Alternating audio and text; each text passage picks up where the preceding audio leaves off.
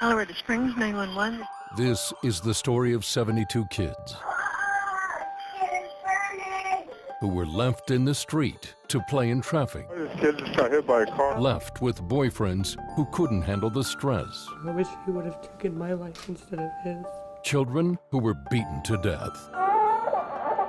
Left in the freezing cold as punishment. They laid there lifeless. Kids who were burned alive. I did the worst thing anybody could have done to their kids. The caseworkers assigned to watch over them. Public human service agencies don't make very good parents. The system that broke down. I'm gonna have the camera stop for a sec.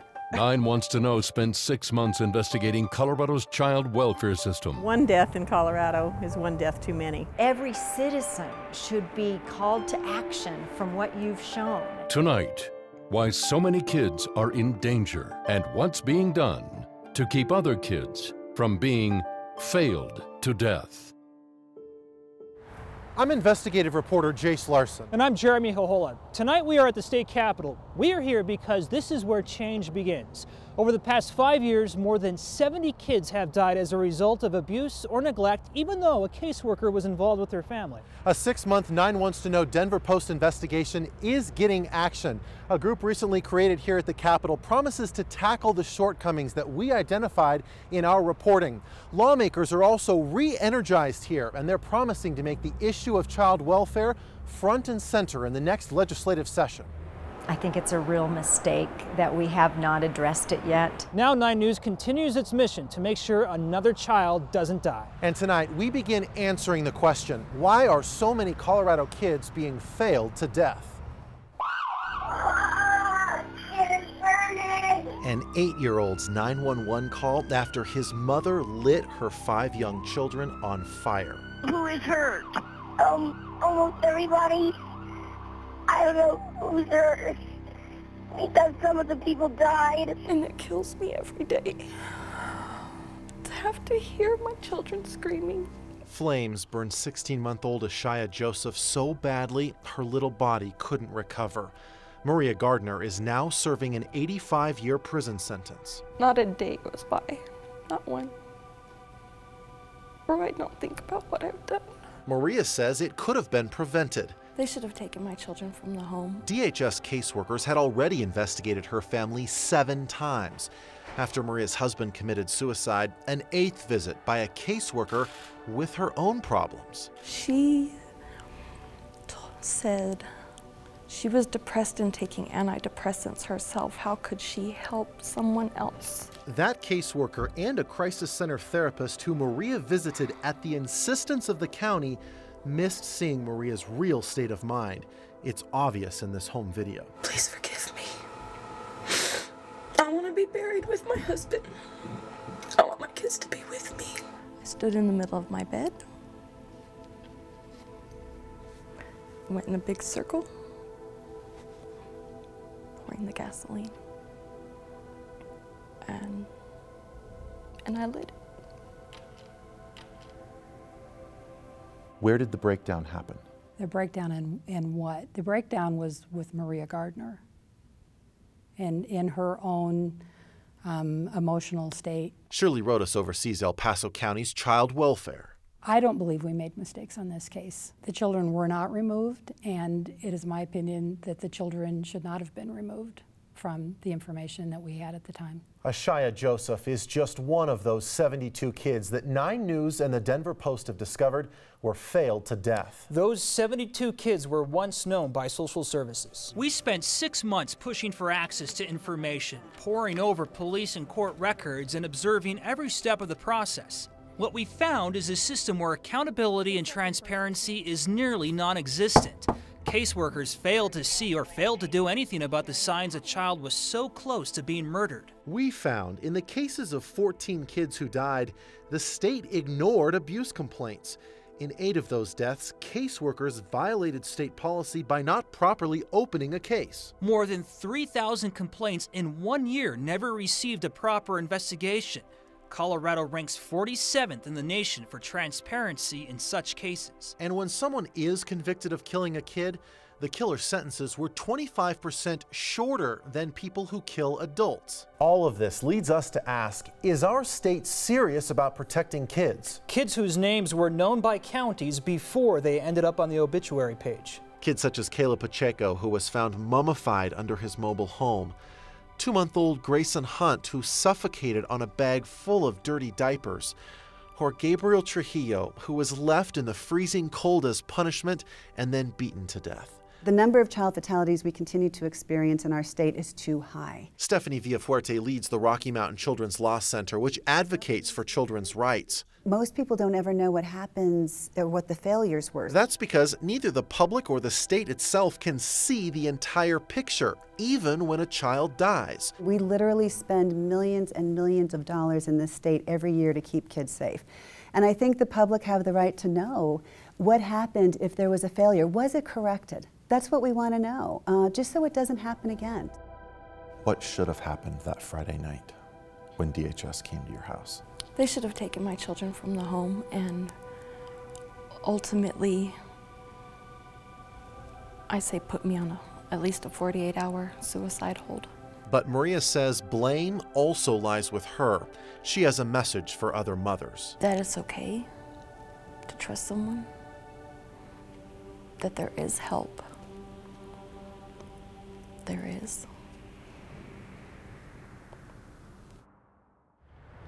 El Paso County did change its policy whenever a parent threatens suicide or threatens to kill their kid. Now, a caseworker will go before a judge and ask that judge to remove the kids from the home immediately.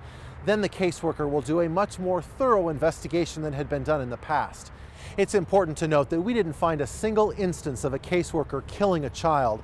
Most of them work very hard to keep kids safe. But limited resources and a lack of transparency and accountability allow some kids to fall through the cracks. Like a first grader in Federal Heights. The story of what happened to Andres Estrada is one that police and the Child Welfare Office in Adams County are not going to like.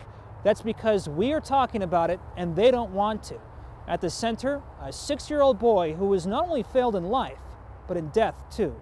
He was a Spider-Man fan, loved wrestling with his older brother, and loved his tricycle. We'd like to tell you Andres Estrada lived in a stable home, went to school, and did well. But sadly, that's not how the story goes in Federal Heights. He was out most of the nights, probably until like about 9 or so. I mean, most kids were in by their home, and he was about the only kid out on the block. 9 Wants to Know found an alarming pattern of no supervision and possible neglect in this home. Social services documented 11 referrals with concerns that he was missing many days of school, showed up to class extremely dirty, and was still wearing diapers at age 6. Police dispatch reports show routine complaint calls from neighbors, even one call from a child welfare caseworker. 7 times police were told about the little boy in the street. After all the calls and all the warnings, Were we getting any calls of a possible auto theft? Andres rode his tricycle for the last time. There's an emergency. This little kid, I just stepped outside. This kid just got hit by a car. On August 24th, 2010, Andres Estrada lost his little life after he was hit by the driver of this white van. His tricycle crushed. Andres was pronounced dead in the street. The driver was found not at fault, an accident that everyone on this street saw coming. We are not child welfare experts. Maybe police and caseworkers had good reason to give Andres' mother routine breaks. We just want to know, could he have been better protected?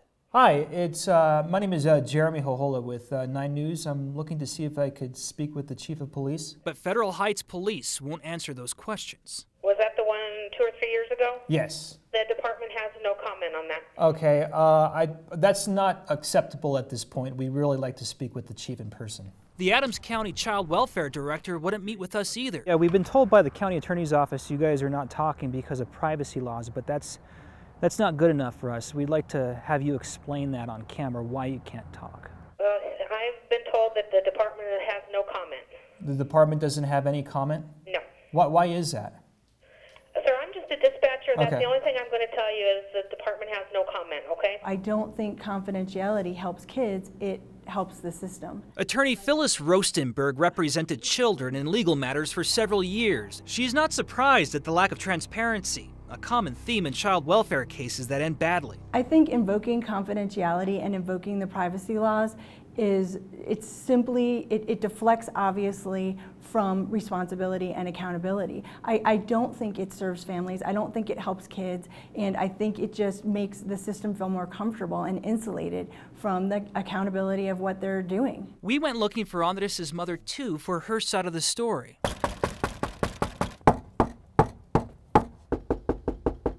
I'm looking for Myrna Estrada. We couldn't find her, but we found her cell phone number. Busco por Myrna Estrada. A family member said Myrna Estrada cannot mentally comprehend a television interview and wouldn't comment either. Failed in life and perhaps failed in death, Andres Estrada never had a chance. Before you go, I'm going to leave a photograph of Andres Estrada here in the lobby, just to remind you of why we're putting pressure on your department for transparency in this case. Not only did the neglect complaints about Andres Estrada get lost while he was alive, the criminal investigation into his death got lost too, until 9 Wants to Know started asking questions. More than 2 years after his death, Federal Heights Police finally presented a case to the district attorney's office, but Don Quick decided not to prosecute because of the mother's mental state and because police did not provide enough evidence of neglect. One of the things you can do is report abuse before it's too late. There are likely many kids out there like Andres Estrada. But reporting abuse can often be tough. Colorado is just one of 15 states without a single statewide number that you can call to report abuse. Many advocates are asking the legislature to fund a 24-hour, 7-day-a-week hotline for Colorado. But until then, you can find the number to call in each Colorado county on our website. Visit 9news.com/failed. She told me, "Sissy, I'm scared. I think I'm gonna die today." 3,000. That's how many child abuse complaints our investigation found were improperly investigated by Human Services. Still to come on Failed to Death. 9 Wants to Know investigates the entire system with unprecedented access to day-to-day work of caseworkers. My worst day was hearing for the first time that my kids were taken. And never-before access to dependency and neglect court, where the last difficult decisions are made. Should kids stay with mom or enter foster care? And 9 Wants to Know holds state leaders accountable. I don't think that's a bad idea. What needs to be done and what's already being done to make sure no more Colorado kids are failed to death.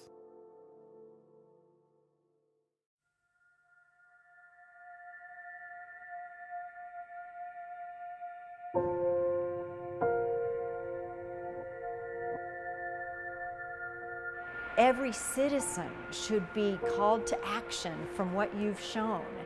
That's State Senator Linda Newell. Our investigative series has sparked anger and a call for change here at the state capitol.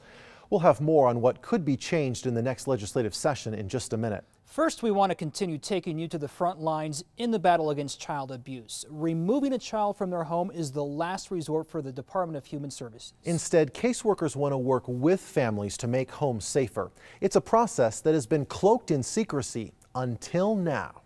For the first time, counties have agreed to let us show you the entire process, from the first call of concern till the court hearing where a judge has to make a very difficult decision.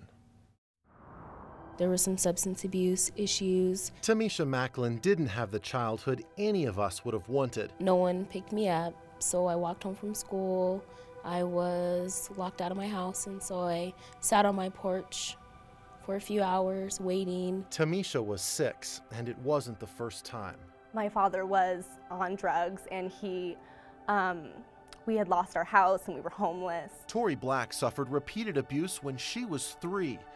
DHS stepped in and removed both of the girls. It was scary to be that young and to not have parents. I was scared. I didn't know who these people were. That's very scary. It's very traumatic to not sleep in your bed at night. State Division of Child Welfare Supervisor Ruby Richards says removal is always the last resort, and it's not always best for kids. Public human service agencies don't make very good parents either. and that we have done some disservice to children by trying to raise them in our system. To understand how child welfare works, we spent months trying to find counties willing to show you every step of the process. Tell me about when you witnessed Dad shaking the baby. We were there at the start of the day when abuse complaints came into the Arapahoe County tip line. Staff with years of experience then determine if the tip needs a follow-up. It's an unannounced home visit. Katie Gleason is checking on a baby with a suspicious broken leg. The baby hasn't been seen by an orthopedic surgeon at Children's, which is what was recommended. While Gleason investigates new abuse claims, caseworkers such as Andrea Woods help parents through long-term issues. This mom was living in her van previously, and so she doesn't have a huge amount of stuff. The mom hopes to get her kids back after kicking a pain pill addiction. I felt that the visit went very well. I have no complaints about the home. A caseworker's job can be very tough. A recent survey showed 59% suffered from compassion fatigue. That caused on-the-job problems, turnover, and burnout. It's especially tough for caseworkers when they have to remove kids. The goal is that eventually families are reunited. In the 20 years that I've done this, I can't say that I've ever seen a child who wanted to leave.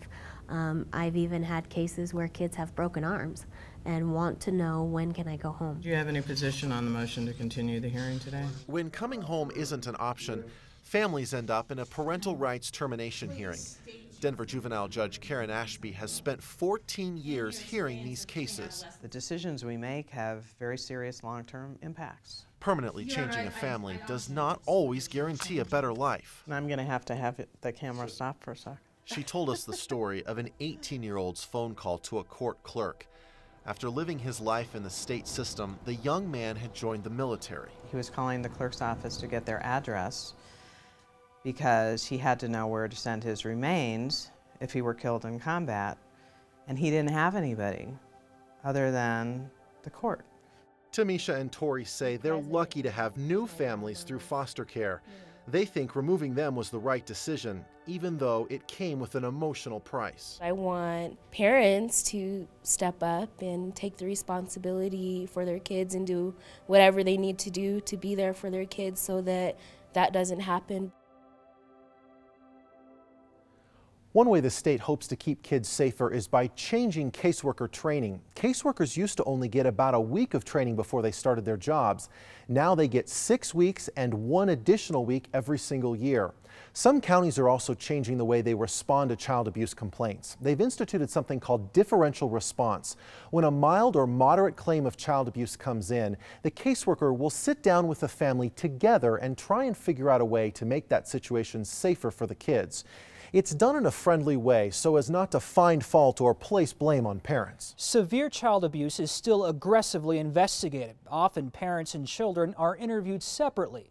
Caseworkers have to figure out if anybody is at fault. That kind of fear is why so many parents can shut out caseworkers from the start. We followed 2 moms, one who refused help and the other who finally accepted it.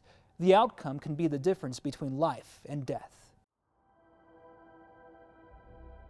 I had a problem with meth. Her name is Krista Adams, and she isn't afraid to talk about her past. I had lost my 2 older boys with social services. Adams County Human Services was quite familiar with this mother of 6. I spent 5 years pretty much homeless. Adams admits she did not cooperate with caseworkers and instead placed her trust into the man who abused her. He was all that I had, and I didn't have anywhere else to go. So a lot of the times I went back to him was because of that. In 2008, Adams and her boyfriend at the time had a baby. His name was Julian Lackas. He was an excellent baby. He was an extremely happy little boy. He was very determined to get through his disability. His father, Justin Taylor, wasn't so happy. His father did struggle with the cleft lip and the feeding sometimes. One day, Julian was left alone with his dad, who threw his son violently to the ground. And I was pretty much told at that point that his injuries were to extent and that he probably wasn't going to recover. 2 days later, Julian closed his eyes for the last time. I just remember holding him the last time I got to hold him. And I just said that I wished it would have been me. I wish he would have taken my life instead of his. It's inevitable. No matter how some cases are handled, children will die. One of the biggest obstacles dealing with families who don't trust caseworkers. The last thing they want to do is remove children from their homes. Last year, caseworkers helped about 10,000 families, and children stayed with their parents 92% of the time after caseworkers convinced parents that they are there to help. From foster care was group homes, and then the juvie and things like that, until I turned about 17 and then started having the kids. Danita Johnson also struggled to make the right choices. My worst day was hearing for the first time that my kids were taken. While trying to be a full-time mother, she was also a part-time drug dealer. In the beginning, social services was like the enemy to me. Like, they were trying to tell me how to be a mom, and I've been there. You know, everybody makes mistakes. Danita was failing until one day she realized she could be in control. I was the captain of the ship this time. Danita's success came when she finally accepted that her caseworkers were there to help. They think you're going to take the child away. I'm the other piece that comes in and says, "Hi, how you doing? What can I do to help you?" I'm just really impressed with how much you've done and what you've accomplished. I was really pleased in reading the report to see that all of the children have returned home. It's time to move forward. There's no time to feel sorry for ourselves or dwell off the past. I had a good mom, and she just did what she had to do to get us back, and that's why we're here today. Krista Adams is also ready to move forward. While Taylor is serving a 48-year prison sentence for killing his own son, Krista Adams says she's kicked her meth habit and is going to school with the dream of helping other victims of abuse. Today, with her new baby, she doesn't view social services as an obstacle. Oh, good job. I have 6 kids, you know, I have a lot of kids, I'm a single mom. I try to use my resources, and there definitely can be a good resource for you.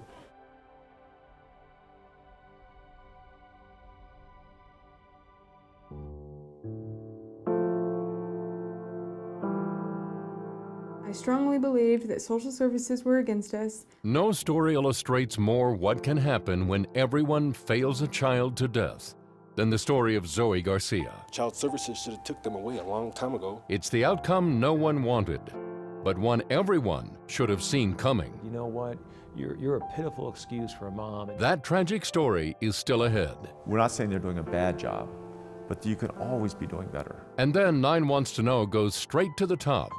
What is being done to protect Colorado kids? Citizens are crying out for transparency, and they're also crying out for accountability. Find out what's been happening since we started investigating the kids who've been failed to death.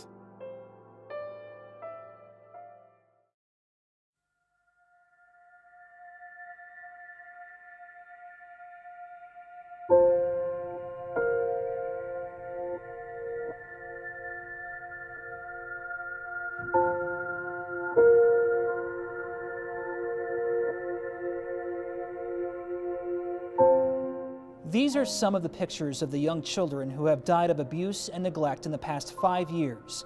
We're making a pledge not to forget these faces. We're standing in the state capitol where lawmakers have pledged to make child welfare one of the top priorities this legislative session. Sadly, it is too late for a little girl named Zoe Garcia. We remember her because of the horrible way she died. She was killed by her older sister and her sister's boyfriend as they were acting out the game Mortal Kombat. It's been 5 years since that 7-year-old died. We know more about the situation thanks in part to our 9 Wants to Know investigation. We know about the pattern of abuse and neglect that left little Zoe Garcia failed to death. Tragedy on top of tragedy. It sounded like 2 teenagers just went crazy. While babysitting her little sister, Heather Trujillo and her live-in boyfriend Lamar Roberts told police they had beaten the 2nd grader to death, play acting the violent video game Mortal Kombat. Heather's own mother was convinced. I know that at the time that this happened, they were absolutely 100% all the time playing that game, Mortal Kombat. So, I mean, to me, yes, it makes sense. But was this case as simple as it appeared in 2007? 9 Wants to Know has learned there is plenty of blame to go around for what happened to Zoe Garcia. What was going on in my home doesn't happen in normal homes. Heather talked about her former prison from her current home. I didn't belong in school anymore. I already felt grown up. I panhandled to make sure that my sisters got food. I strongly believed that social services were against us and that they were going to separate all me and my siblings. Social workers from 5 different counties had visited the family 14 times in the year before Zoe died. All cited a lack of supervision, neglect, and substance abuse. She was smoking cigarettes and weed before she died because that's all she ever seen me do. The department finally opened a case, but no caseworker was assigned. 39 days later, Zoe died. When Lamar got drunk, he got very aggressive very fast. That's when he started hitting Zoe. And he was yelling at me, asking me what was wrong with her, and just screaming at me. And I told him I don't know, and he said, well, you better fix it. Yeah, I'm telling her that I love her and it's okay, and she's just telling me she's scared. And she told me, Sissy, I'm scared. I think I'm gonna die today. Heather says she then lied to police. I just told them that we were wrestling and we were, like doing things that we had seen on Mortal Kombat. I felt a need to protect him. Outside of court, Zoe's parents disagreed on who is to blame. Child Services should have took them away a long time ago, I think all of them, including Child Services, are at fault. If all this was going on with social services, why didn't they remove my children from the home to begin with? Dana Trujillo's neglect comes up over and over in a state review of Zoe's death. It was a tragic situation. District Attorney Ken Buck says everyone failed Zoe. Someone in the community could very well have sat this mom down and said, you know what, you're a pitiful excuse for a mom, and you need to shape up. And people didn't do that. And after the fact, the community calls and the community comes together and the community feels terrible. But we know these things are happening all the time, and folks in the community need to take responsibility before they happen and prevent these tragedies. If I can change at least one person, it would make all the world's difference to me. Heather is speaking out to convince others like her to speak up and get help. A lot of good has come from this place, and I've done a lot since I've been here and gained a lot of skills, and I know that I'm going to be successful. But out of everything that I've gained will never amount to what I've lost. It'll never be worth it. I'd rather go back and have a do-over. The State Department of Human Services cited Weld County with 7 policy violations for how it handled the Zoe Garcia case. The state said that the county didn't properly complete a risk assessment and didn't complete a risk assessment in time to save her life. The county called the state's findings inaccurate. The signs of child abuse aren't always obvious. Those who see it firsthand are often nurses and doctors.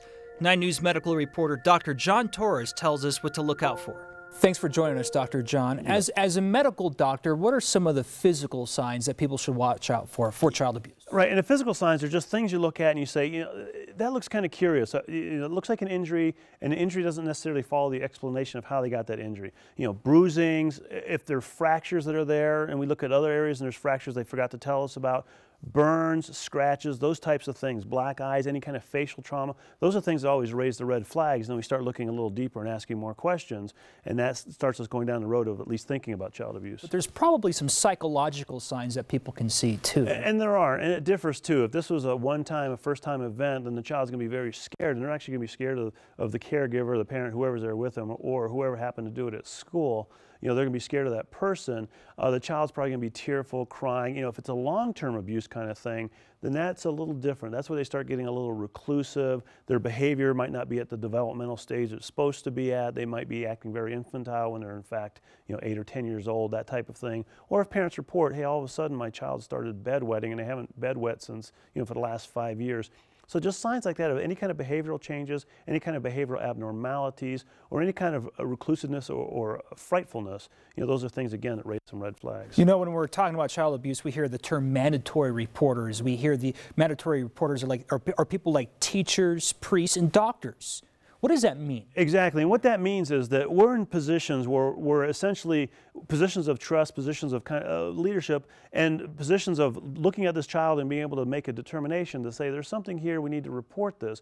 And so mandatory reporting basically means that I'm obligated as a physician, if I think there's child abuse, Doesn't have to be proven. It's just one of those things that there's suspicions there. Then I need to report that and report that to the police department, and then they do their investigation. And so again, this is one of those things that as a physician, I have to be very careful with it, because the last thing I want to do is have that child go home when in my mind there's a little bit of suspicion and then something worse happens. And as a doctor, have you ever had to report child abuse? You know, I'm an emergency room physician. So unfortunately, child abuse is one of those things that comes up every now and then in the emergency room, and so I have had to report it. And typically what I do is I talk to parents and I say, listen, you know, I'll sit down with them, I say, there are signs of suspicion, you know, suspicious signs here, and I'm not accusing anybody of anything, and I'm not saying there's child abuse here, I'm just saying that there's some signs that are suspicious, and those signs need to be looked into. So I've called the police department, and they're coming down here to do their investigation. And again, I'm very careful with the parents of saying, I'm not accusing anybody of anything, but we need to err on the side of safety for this child.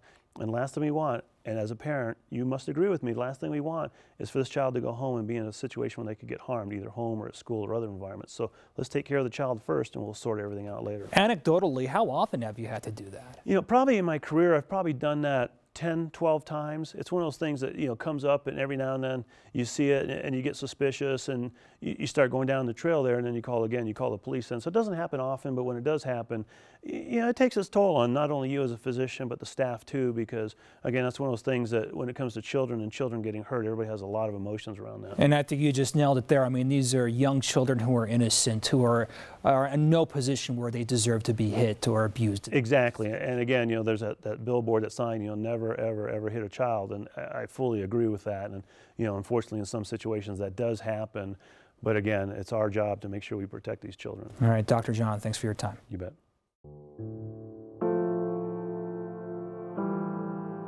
The failed to death investigation has already sparked change at the Capitol. Is there more to be done? Absolutely. When we return, the politics that could stand in the way of saving more kids. You're looking at a system that is in desperate need of care and nurturing so that they can care and nurture for the children, and yet we don't have the dollars for it.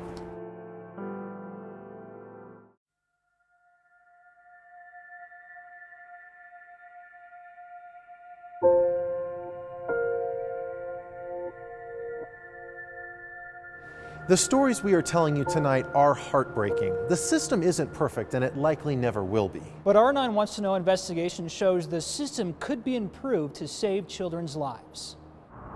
Since we began our series 8 days ago, there were more than 63,000 child abuse reports filed in the nation. Even as we speak, somewhere in a hidden place, children right now are being abused. Maybe down your street, maybe next door. There's one child, another, and another. It's inevitable. Some cases will end in death, even when a child is touched by the system. Like Elise Vick, whose 300-pound foster mother sat on her. Screams of agony were picked up by a neighbor's baby monitor. The sound sent to caseworkers wasn't enough to prompt immediate action. And then there's 2-month-old Tavius Workman, beaten to death by his father, who caseworkers couldn't find, so they dropped the investigation. And 6-month-old Tori Brown, whose mother threatened to kill him. A grandmother's warning to caseworkers didn't work. He was choked to death, thrown in a dumpster, and later found in a landfill. We would really like to know how caseworkers handled those cases, but we can't. While the state says it is becoming more transparent, counties are not required to open up. Are you going to talk today or no? The department has no comment. Do you care more about privacy laws than protecting this kid? While the counties manage their own caseworkers, they don't have to explain themselves. They pass the buck to the state. We want to know about near deaths, and we also want to know about egregious incidents. Last year, the state passed a law that allows it to release more information. We'll talk to caseworkers and other people, and we'll come up with our own conclusions about what happened. That information, to the greatest extent possible, will be made public. But even with more information in a report, they still don't have to answer our questions. Let me be clear, I can't comment on an individual case. Citizens are crying out for transparency, and they're also crying out for accountability. One of the biggest child advocates in the state legislature wants to see the veil pulled off child welfare. Our reports caught the eye of State Senator Linda Newell. Every citizen should be called to action from what you've shown. Newell applauds the state's transparency efforts. Is there more to be done? Absolutely. She's in favor of a statewide hotline. Today in Colorado, there are 64 numbers to report child abuse, one for each county. We found 14 of them on the state's website didn't even work. Colorado is also one of just 15 states in the country that does not have a single number to report abuse. I think that's devastating. I think it's a real mistake that we have not addressed it yet. I absolutely believe that we should have one number. I don't think that's a bad idea. But Governor John Hickenlooper says some counties may resist. If you were to ask them, a lot of them feel that we're overburdening them and that we're putting too much of this too fast and that we're, too hard on them. What the state has focused on under Hickenlooper is not only transparency, but training for caseworkers who are often emotionally overwhelmed. The state says it's putting effort into a training academy for caseworkers, not just when they're hired, but through their career. You're looking at a system that is in desperate need of care and nurturing so that they can care and nurture for the children. I see this work as being very much like oncology.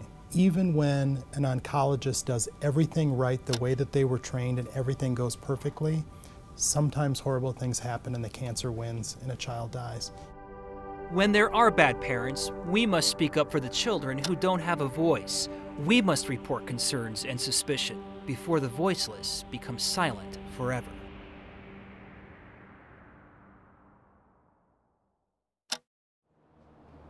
During that segment, 23 kids across the country were abused. By the end of this year, 2,000 will have died as a result of abuse or neglect. If you suspect it and you think it's an emergency, call 911. And until the state gets a single number for you to report abuse, you can call your local county Department of Human Services when it is not an emergency. You can also get help from people who are required by law to report abuse, such as teachers or nurses. We've put a list of phone numbers for you to report abuse to each of Colorado's 64 counties on our website. Visit 9news.com/failed. And our investigation is already sparking change. Lawmakers have agreed to meet here at the Capitol to see how they can make the system safer for children. We discovered the state didn't properly investigate 3,000 child abuse reports.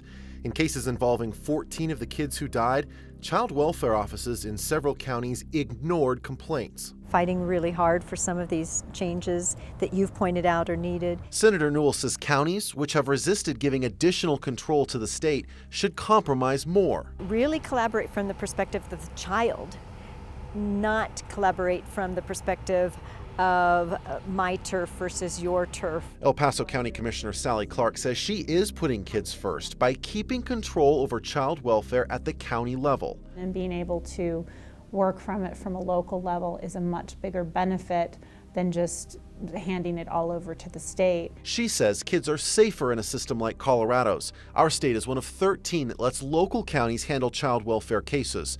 Counties tailor their policies based on local needs, hire their own people, and spend money how they want. The question is, if it was completely state operated, how would that really benefit the local community? Because then you would have the state implementing everything. A federal study shows fewer child-related deaths in county systems like Colorado's.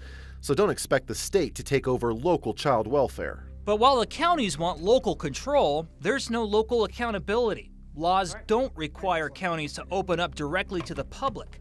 We have to go to the state to find out how a county handled a child welfare case. Representative-elect Diane Primavera says the lack of transparency needs to be discussed.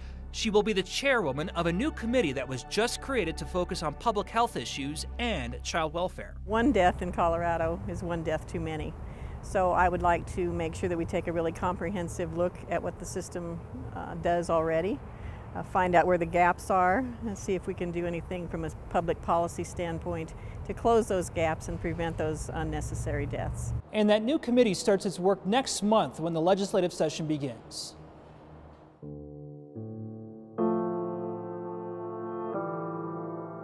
Nine Wants to Know and the Denver Post had to fight for access to the information in our investigation. When Failed to Death returns, hear insight from the reporters who spent 6 months looking for answers. How do you know when the difficulties that a family is in has crossed the line and put a child in serious and imminent danger. And later, hope for us all. I see a little child, less than 2, walking down our driveway. After years of breaking up families in turmoil, one of the area's top drug cops builds a new one. It gives me a whole new perspective of parenting and a whole new perspective of the job that I do have.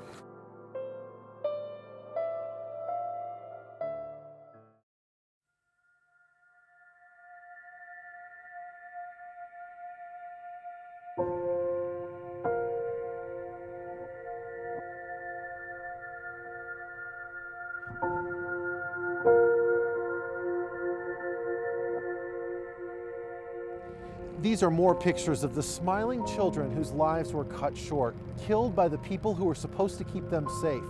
We gathered as many pictures as we could, but found some parents didn't take a single picture of their baby.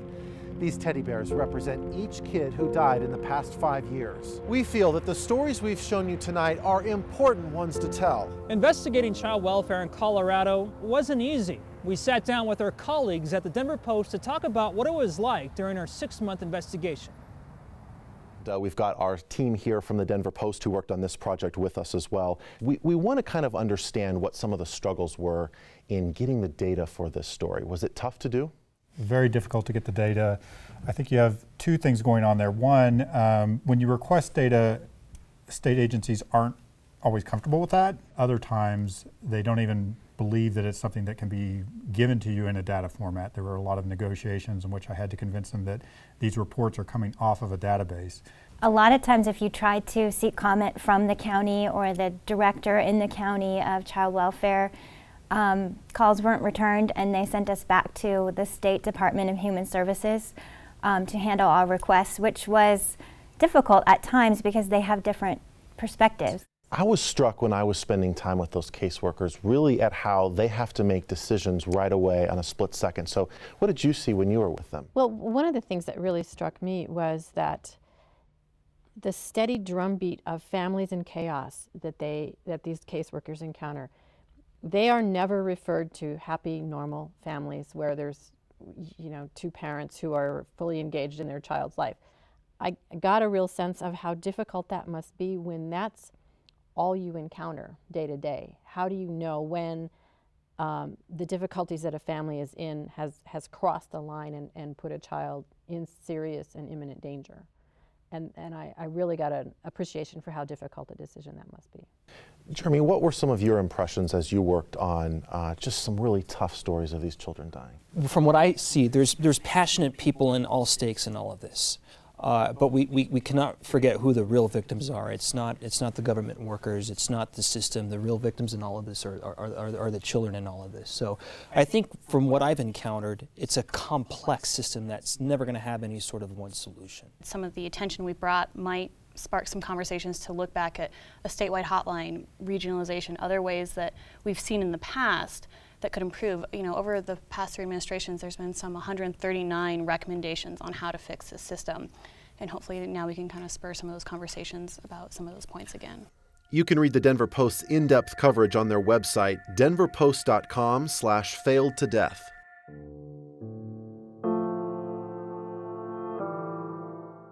When this 9 News special report continues, after years of searching for drugs and child abuse. When I was doing child abuse cases, I missed the root cause of most of the child abuse cases I had as substance abuse. Colorado's face of the war on meth uncovers a new family in her own home.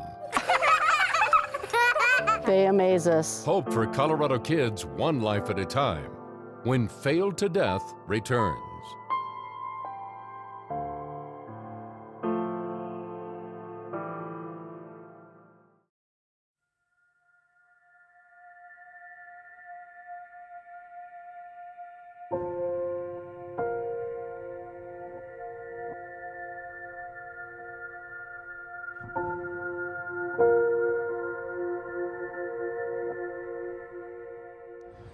Of all the barriers that stand between broken families and happy endings, one is substance abuse. In case after case reviewed during our investigation, caregivers often abused drugs and alcohol. After taking kid after kid from drug houses, one of the area's top drug cops has taken 2 children into her own heart.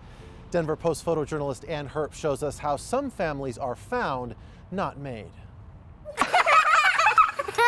Happy homes make for happy kids. It's a lesson Lori Moriarty has learned. Lori and her partner Robin are parents to 2 reasons their home is so happy. They amaze us. 3-year-old Arlo. Pedal. And 6-year-old Santos. Okay, try to stay up on the sidewalk. There you go, Arlo, that's perfect. Lori's home is very different than the ones she talks about at work. Hey, Courtney, it's Lori. Did you guys go do your drug raid? Child abuse, drug addiction, violent crime. Okay. Words Lori uses here every day. So there's your whole section on drug abuse. Far from the giggles of Santos and Arlo. Children whose parents abuse alcohol or drugs, 3 times more likely to be verbally, physically, sexually abused. Lori is the vice president for the National Alliance for Drug Endangered Children. It just finally feels proactive. We're looking at the future instead of constantly seeing the destruction. Years as a child abuse investigator. I was a police officer for the city of Thornton. And then commander of a drug unit revealed a connection she didn't always see. Hindsight, what has struck me is that when I was doing child abuse cases, I missed the root cause of most of the child abuse cases I had as substance abuse. She now teaches what experience taught her. I'm talking about changing a mindset, that when cops walk into a home and they see criminal activity, they think, is there substance abuse? And when they think of substance abuse, they think children plus drugs equals risk. Lori also trains officers in social services to work together. These stats that are up here, to get a more complete picture of a child's life in these homes. We realized that we had to have a partnership, we had to have a collaboration. Child welfare wasn't looking at substance abuse as a primary reason for intervening in a family's life. A deeper purpose in the cause to help kids I saw that. Came 4 years ago when fate knocked at Lori and Robin's door. I see a little child, less than 2, walking down our driveway. That 2-year-old kept coming back. From the very first time that he came over to our house, he was calling us Mom. He just kept coming over to our house, and that's how we became acquainted with Santos. We know that in Santos's first 2 years of his life that he was abandoned. We know that he was left in his crib, unattended, at times for days. Santos had been taken from his drug-addicted mother and was living with his grandfather next door to Lori and Robin. His mother was pregnant again, and the grandfather was preparing to still let the newest baby go into the system because she was testing positive for drugs with him too. You are determined. That unborn baby was Arlo, Santos's little brother. Well, Lori and I talked about it, and we decided, maybe we'd see if we could become foster parents. They did. Wait till we're done praying. And adoption followed. Amen. Amen. Amen. Amen. Amen. Robin and I always say, this is the best thing ever, ever, ever. And I wouldn't do it with anyone else. Where are you going to sit, babe? On your lap. Santos talks about his past sometimes. He knows that he didn't come the way a lot of kids come to us, because he'll tell us sometimes, Mom, I wish I was born in your tummy. And we'll say, well, babe, you know where you were born. And he goes, I know, I was born in your heart, and he does like that. Babe, if you're gonna want dessert, you need to eat some chicken. Santos and Arlo now have a home. You had a new visitor at school? A home full of heart, full of more lessons for Lori. It gives me a whole new perspective of parenting and a whole new perspective of the job that I do have. Dabs of paint here and there for yellow and purple flowers. 2 reasons. Turn a page. That make Lori work even harder. And to this day. For more happy homes. Where's my kiss? For more kids. Love you. A ray of hope and a flood of stories that have been tough to watch and tough to cover. We all play a role in making sure Colorado kids are not failed to death. If you suspect abuse, report it. And we invite you to continue watching Channel 9 as we aggressively work to make sure our state is as safe as it possibly can be for the kids in our communities. Thank you for watching tonight.